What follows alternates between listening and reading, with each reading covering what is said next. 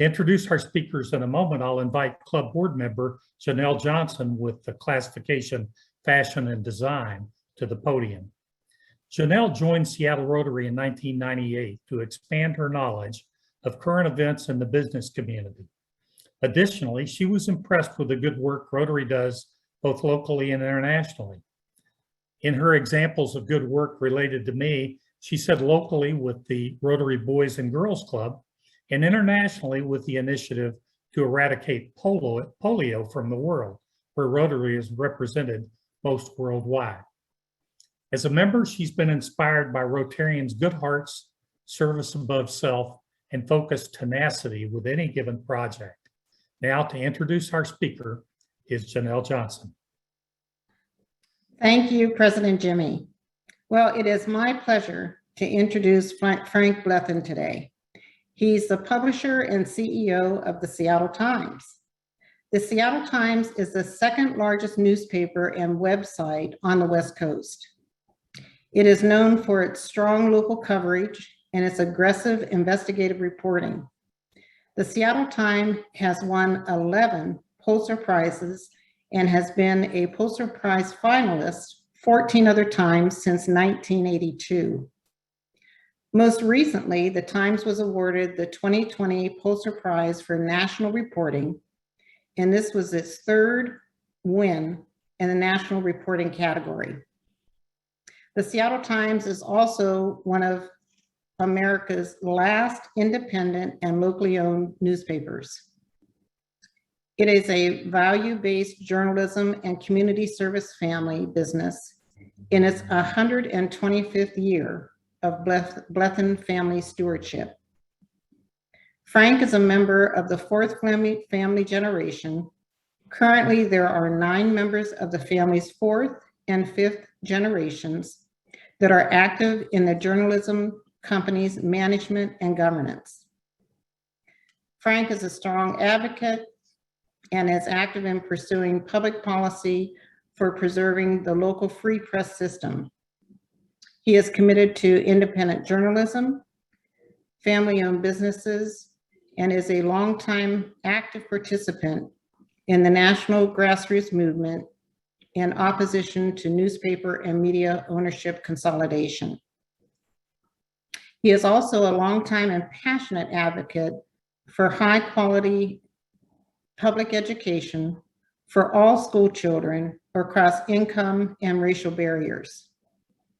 The Blethen family, the Seattle Times, and Frank Blethen are known as strong advocates for diversity, inclusion, and gender equity, and have continuously received significant and local and national recognition for their commitment and leadership.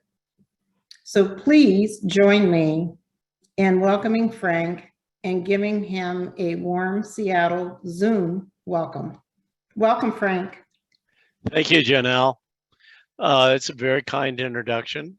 I've never done this before, I don't think, but before I get into my comments, I want to give a shout out to the presentation you just had and to Marilyn and Michael. In my talk, I even touched on the founding fathers and how important literacy was to the founding fathers in our democracy. So great work, you guys. Thank you. So I always enjoy coming back to Seattle 4. I've been a member of 3 Rotary clubs over the years, Walla Walla, the University District, and Seattle 4. And I think this is the 3rd time you've invited me to talk. Seems to be several more years between each time, so I don't know, maybe I can burnish up my performance. But my topic is the same one I talked to you about, I don't know, 5 or 6, 7 years ago. And it's the state of our once vaunted local free press system and how that relates to the future of our democracy. The State of the Union. So the bottom line is it's not good. It is pretty bad, as a matter of fact, but there is hope. But we need to face the fact that democracy is at risk and social divisions are greater than they've ever been in many, many years. The primary reason today is the continued demise of our free press system. That demise results in civic discord, inequity, social fault lines, and mistrust. Literally half our country no longer has a viable newspaper. Yet, local newspapers remain the most trusted source of information. Our founding fathers were brilliant in their creation of the local free press system and in investing in literacy through public education at the time they created it. Most of you are probably from the greater Seattle area, so I assume, along with the folks in Vancouver, Washington, Spokane, Yakima, Walla Walla, and Clarkston, you are very fortunate to be among the minority of our state's communities still served by a local multi-generation family newspaper stewardship. If you are not in any of those communities, you're most likely in areas where faceless absentee investors have milked your newspaper dry and left you with a ghost newspaper, a paper with minimal staff and almost no meaningful local news. Academic research shows that local stewardships produce more original news than all other community sources combined. The local system has been the backbone and foundation of our 230-year experiment in democracy, at least till now. The loss of local stewardships replaced by rapacious profiteering of absentee overlords has literally put our local free press system and our democracy on life support. How bad is that demise? From 2000 to 2020, 40,000 local journalism jobs were lost across the country, a 56% reduction in local coverage. At the same time, due to the advertising monopoly, a digital advertising monopoly of big tech, we lost 80% of our advertising revenue. We went from $84 billion to $9.6 billion. We were never intended to be a bauble for Wall Street and hedge funds. The path to saving and surviving our system is to return to the founding fathers' original principles and reinforce them and rebuild them. First is subsidize, then is protect, third is local, and the fourth is literacy. The founders understood that a democracy could not exist without a knowledgeable citizenry. They knew the rich and powerful valued information and would control it and hoard it if left to their own devices. They knew they needed to get news and information into the hands of the general population for their fledgling democracy to grow. So they created America's local free press system. First, to subsidize it, first they enshrined their vision in the First Amendment of the U.S. Bill of Rights in 1791 as the only business mentioned in and protected by our Constitution. They understood the nascent local free press system would require both a content-neutral government subsidy and government protection. The neutral subsidy they created was the first federal office in the new government, the United States Post Office. They paid Ben Franklin to be a postmaster and to be a publisher. This was their way to ensure local news reporting got done and started to spread, and that it was affordable and had ubiquitous distribution. For protection, they created the First Amendment, which was brilliant considering it was to protect our free press from them, the new government. Localism is the one area the founders did not anticipate the kind of protection that would be needed once we became such a large sprawling country, and Wall Street and other kinds of other kinds of businesses that like to acquire local businesses would be so dominant. Literacy, they also understood the populist literacy was critical to support a free press and the new democracy. So they doubled down on common schools, and by the early mid 1800s, we became the world's most literate country. The path back to the free press stability, and healthy local communities is clear. It's returning to those four principles and updating them where they need to be updated for modern times. The good news is the public is finally growing aware of the crisis, as is congressional leadership. In particular, leadership has come from our Washington state delegation, which has become the most free press savvy and bipartisan delegation in the country.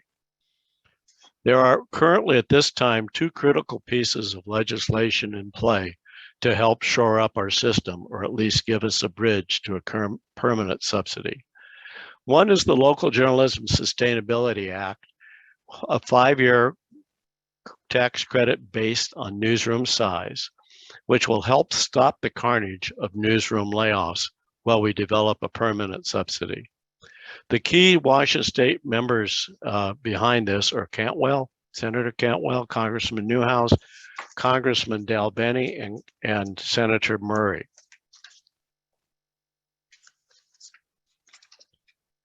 The second piece is supported by all the Washington legislators, but has actually been introduced by Senator Klobuchar, the Journalism Competition and Preservation Act, a 4-year antitrust waiver for newspapers to negotiate together with Facebook and Google for the currently uncompensated use of newspaper content, which drives much of their obscene profits in their digital advertising and social media monopolies. Under Protect, it's really twofold. We're working on protection from big tech, which I just mentioned, and we're working on a prohibition for absentee consolidation of newspapers under the assumption if we go forward, we're going to be able to rebuild that local independent system. There are several big tech reform initiatives underway in DC, which affects the free press.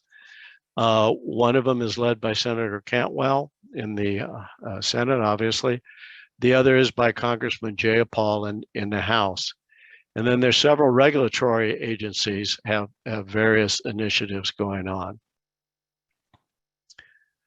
There's only one piece of legislation that has passed so far to support the local free press. In December 2019, it was thanks to Senator Patty Murray, with bipartisan support from the delegation and much of the country. It was the Community Newspaper and Preservation Act, which was a 30-year pension liability stretch out, which saved at least 25 local papers around the country of various sizes, including the Seattle Times. What we still need is that permanent, neutral subsidy for local ownership to replace what the US Post Office originally did for us. We need to have tax deductions for gifts directly to newspapers. We need to restrict future consolidation of local independent papers by absentee speculators. We need to eliminate the death tax for family newspaper assets, and we need to incent forms of new local ownerships. A few words about the Blethen family and our commitment to public service journalism, but also a few words about this remarkable community we all share. A community which has become the first national model for embracing and investing in their local free press and public service journalism. Without this support, we would not have survived. And we would, if we had, we would most likely be a ghost newspaper. So great-grandpa Alden Blethen was 50 years old and broke when he founded the Seattle Times in 1896. He died in 1915. His legacy to Seattle and to my family is his last will and testament, which made it clear his expectations for all future Blethen generations was to maintain stewardship of the Seattle Times as Washington's premier newspaper. Alden cared deeply about family, community, and public service of the independent local news. His stewardship legacy has been embraced and significantly enhanced by 3 generations. In 1976, my generation, the 4th, with cousins Will, Bob, John, Buster, and I, we initiated negotiations with our one remaining member of the 3rd generation. Our objective was to strengthen and enhance the governance of the family holding company into future generations. Our guiding principles were, and still are, to maximize family harmony and engagement, to maximize quality management and governance, to continue into the future Alden's vision for perpetual family stewardship of the Seattle Times public service mission. Our fourth generation took control in 1985, though that was 37 years ago. We're now the longest tenured family generation in the Times' 125 years. Within a decade, the family mission will pass fully to the fifth generation, several who are employees and some are involved in governance and some are involved in the newsroom. They are going to be well prepared to perpetuate the mission. My generation actually had the distinction, if you will, of being in charge in both the best of times and the worst of times. The best of times were 1985 to 2000, all-time record revenue and profits for the newspaper industry. The worst of times were the following 2 decades, 2000 to 2022, primarily led by the destruction of our advertising revenue by the big tech companies.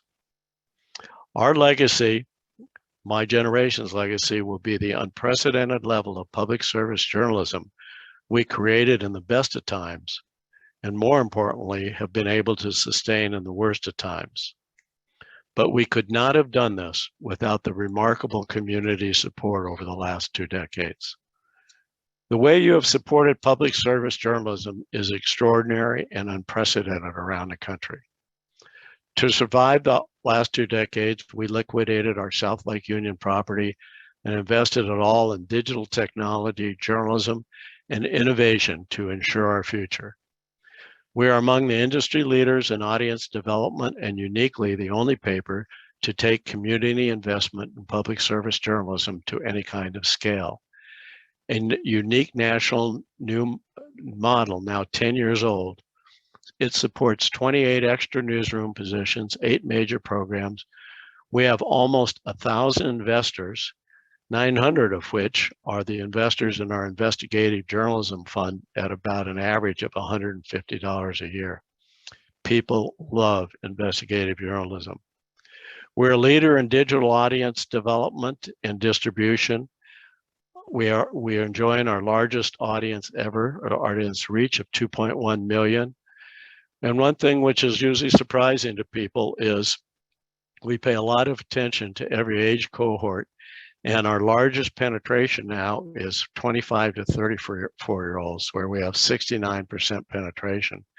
And we have 35 to 44, we have 68% penetration in 35 to 44-year-olds. The key here is that we can't survive if we're losing the baby boomers and not replacing them. And we can't survive if we're not using the millennials and bringing them on base. So with that, I'm happy to take questions, any and all questions. I see some have been popping up, but I haven't been able to read them while I looked at my script. Awesome. Thank you, Frank. I will read these to you. We can just open this up for conversation. Can I just have you turn? Oh, there you go. Okay, great. All right, so there's a lot of great questions lining up. Some you kind of touched on, some we just maybe knew. How much longer do you believe print newspaper will exist? We'll just start with a zinger. Although I grew up getting news from a mix of print and digital local newspaper options, I do still love picking up a physical copy of the paper. So the question is, how much longer will the physical paper be around? Well, I think at least Sunday will be around for a long time. How many other days of the week are around is really up in the air. We truly have, there are a lot of these hedge funds and corporate-owned newspapers who said they were doing digital transformation 10 years ago, which was bullshit. All they were doing was finding a way to cut newsrooms and cut journalism and just whatever expense they could. We took the position, even though we invested very heavily in 2013 and beyond in the digital transformation. We took the tact that this is a longer term transition. The market isn't ready for it, but we need to prepare for that. I think the market is much more ready now than it is. Part of it is the aging of those two age groups that I talked about, and how digital savvy they are. And part of it just is the industry is at least caught up in parts of the industry with what people really want, and it's, you know, not just the cost cutting.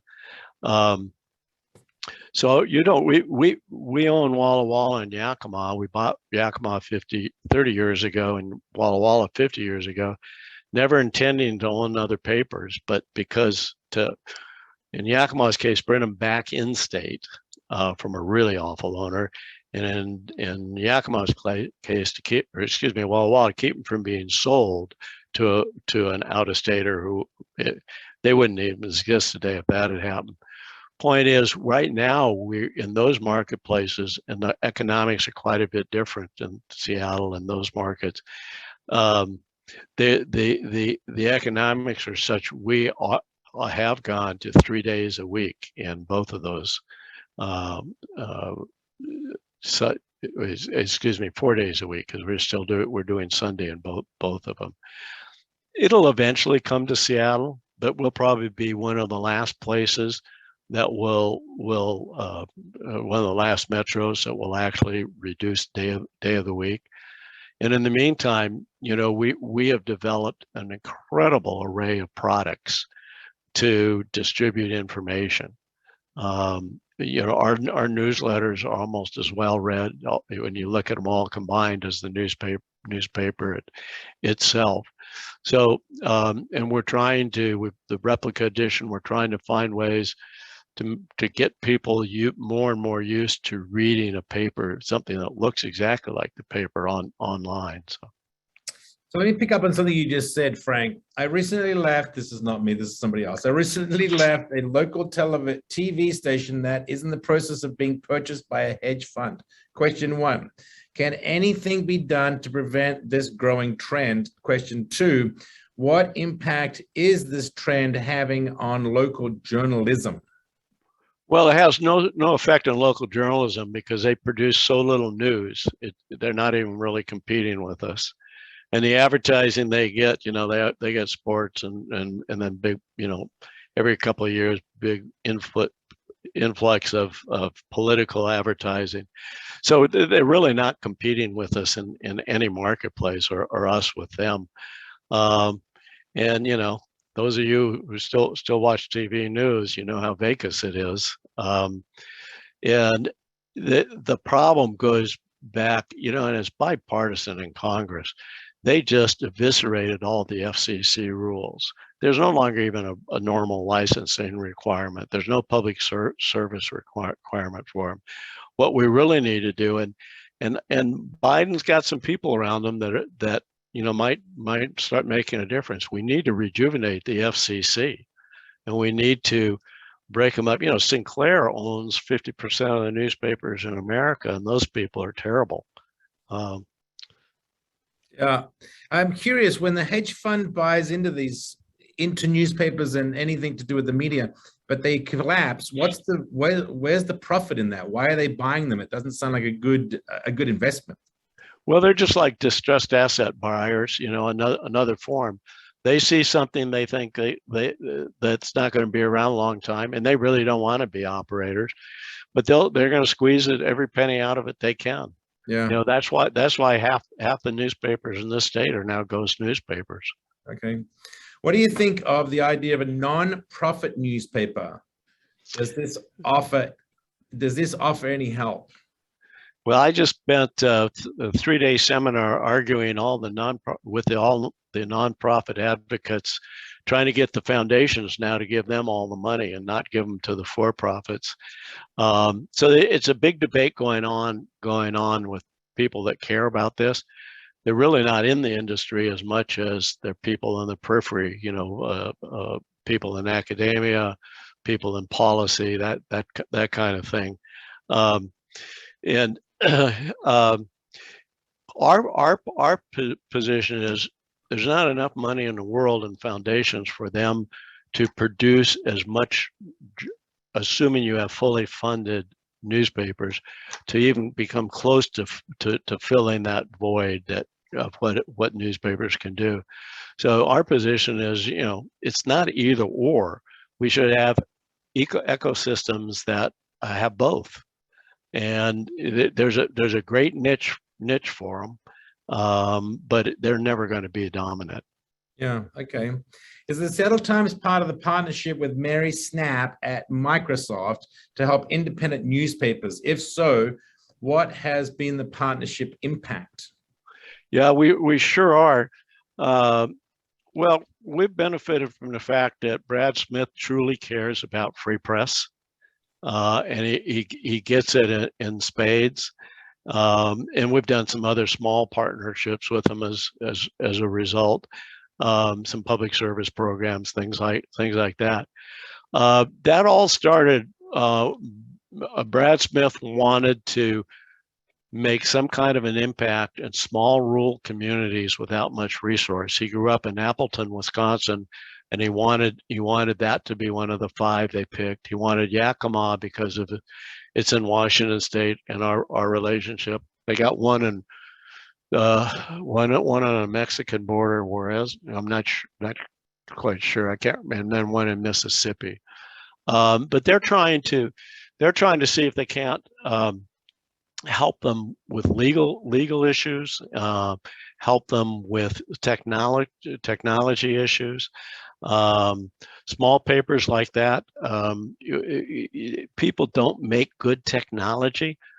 We're trying to get the websites in Yakima and Walla Walla as good as the Seattle Times website, and it's hard to find technology that you can. It's not even a question of not being able to afford it.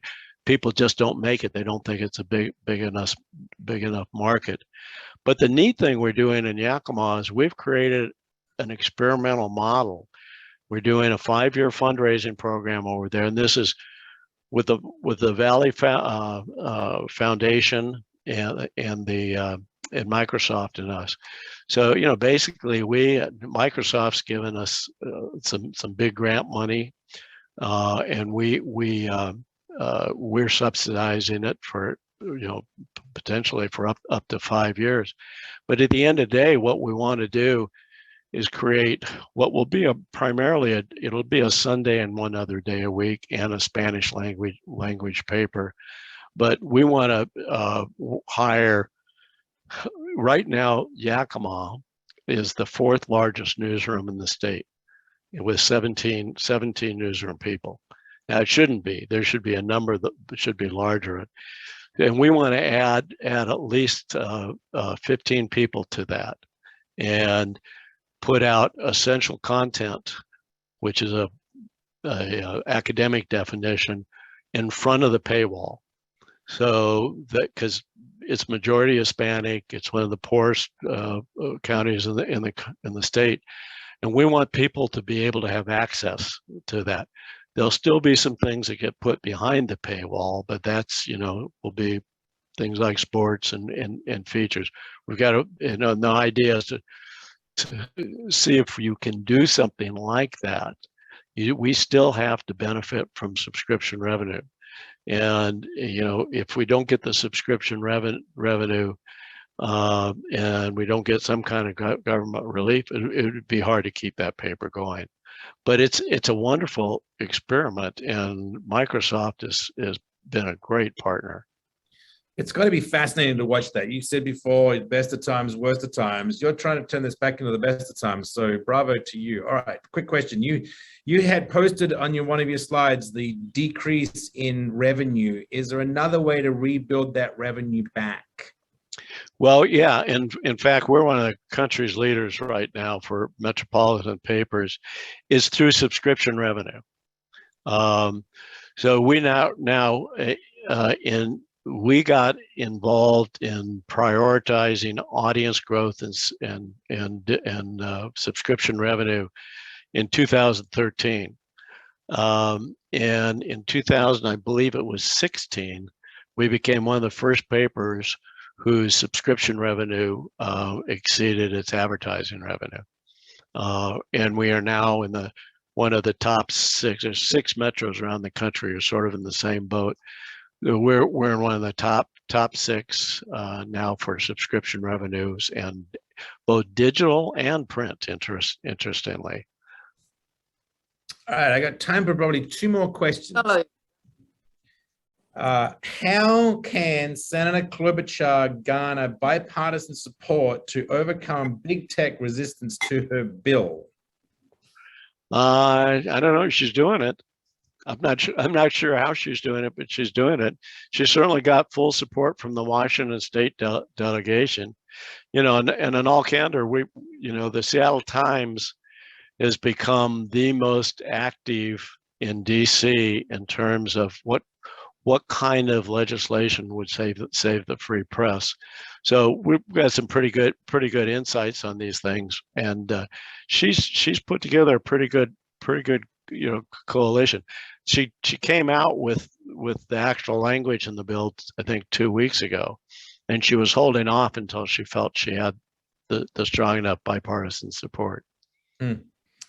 All right, distribution of print edition has become less reliable. Can you help us understand what we, paper or subscriber, can do to make daily delivery more reliable? Well, I'll tell you that's the biggest problem we have. It was even before. It wasn't really too much of a problem in the pandemic, but as the economy started changing, we can't keep carriers. We're just like the restaurants. You know, you never know if a carrier is going to show up or not. Doesn't matter what you pay them hardly, but we're having that same problem. So we do have some carriers, particularly our longer term carriers, who are very dedicated to it. They like it.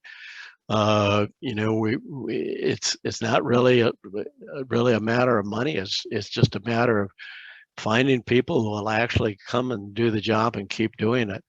In fact, Alan Fisco, our president, and myself, we came to the conclusion about 4 years ago, the death knell of home delivery is not going to be people not wanting a print newspaper. It's going to be the cost of delivering it and being able to get people who still want to work those hours. I had the thought a couple of years ago that maybe you should just put your route and connect it to an Amazon delivery route, because they're everywhere. Drop off the paper, drop off your slacks or whatever you just bought. It's a thought. Listen, it's a thought. You're not the first one who's brought that up. Well, I mean, they probably have the greatest routes of everybody else in the country right now, right? Frank, thank you so much for delivering your remarks today. I don't know if you've got a second to go through some of these questions, because there are a lot more. We ran out of time, unfortunately, which generally happens with really great presenters. So thank you so much for coming back. And yes, we'll make sure to get you here more recently than in the next 5 years. Thank you so much. Thank you. All right. On with, before you go, our friends at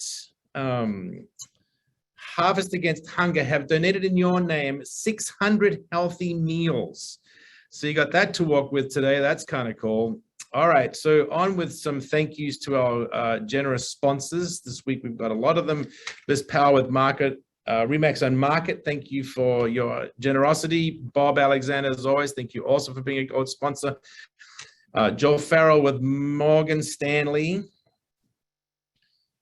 Dominic Musafia with Seattle Divorce Options. Jacobson, Jarvison and Company. And our good friend, Matt Bradley, and who special thanks to that's funny, NetTech and he, who donate all of our IT equipment for free. So thank you for that.